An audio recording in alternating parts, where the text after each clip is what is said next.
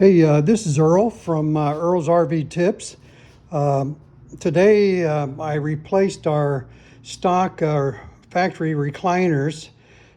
These are the Thomas Paine recliners, theater seating, 70-inch. They come in, I don't know, 3 or 5 pieces. Anyway, they had the lights underneath the footrests and the lights in the drink holders. The drink holders have the USB outlet, and plus you have different color lights. You have vibrate and you have massage, or vibrate and heated. Anyway, let me show you what I just installed. And the only problem we had with these was they're manual, so you got to pull the rip cord here, parachute cord, to get the footrest out. And my wife could never pull that cord, nor if she did, she could not kick the footrest back down. So after a year, we said enough's enough and bought new ones. Anyway, let's go out to the trailer here. Sorry for the short walk here, but get to the trailer. I'm in an HOA, so I can only have my trailer here for 48 hours before they kick me out. So everything's got to be done timely here.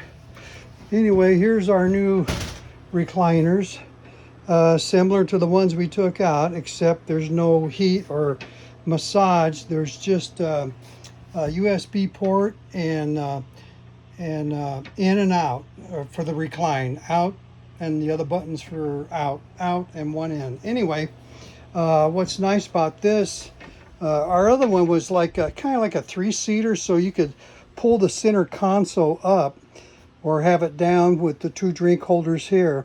But this one it stays, so you got a very deep storage there for all your remotes, flashlight, or whatever. Anyway, when you install these, because we're installing between 2 walls here, it's very difficult. So basically, I guess you can start with the right side, and you got to make sure you get that in position, fully extended, reclined out, with the back headrest all the way back towards the wall. So it'll leave an inch or two. So when you lie down, you're going to be putting pressure, so you don't want it rubbing against the wall. So make sure you extend everything and that it fits nice. Make sure you got just enough room between the wall. I got maybe an inch clearance there. Other wall, I got maybe 2 inches for the fact that the electrical outlet's there, and I want to leave a little extra room there. So that side's got 1 inch. This side's got 2 inches. When I got set the bottom part in first, then I was able to take the electrical cable and plug that in. Then I could put the back on, and then I could put 1 screw in the very back. That's the only screw for this whole thing right now, because you can't get to the other side, because the other side, the screw is more towards the center of the sofa, the way the frame is. The frame extends all the way out the edge here, so I was able to get a screwdriver in there and an angle and get the screw in there. But over here, either you got to have a real long arm and a real stubby short screwdriver to get another screw in there. Maybe I'll do that another day. Maybe. I doubt it. And then this doesn't screw in at all. I haven't looked underneath. There might be a spot to put a screw there, but there's like pegs on each side. And the center will go down into the frame of the one chair and slide in and lock in place.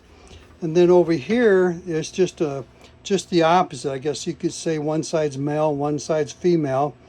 And then I got this chair in there, and I make sure everything was lined up. I measured from the frame to the back of the wall to make sure the frame of the bottom of the chairs was the same distance from the wall at both ends. And so everything is pretty much lined up. I did not put my slide out. That would have made it a lot easier to get this furniture in here and give me a little bit extra room, because right now I can't really get underneath. I can't even, I could extend that one, that chair, because the footrest actually goes directly underneath the table, but then I don't want to get wedged down there. I'm just going to wait till we're at an RV park and I'll put the screws in the front, because you got to have the recliner all the way out so you can crawl under there. And I'll put 2 screws on that one and 2 screws on this one. And if the console has a place to put a screw, I'll put one in there.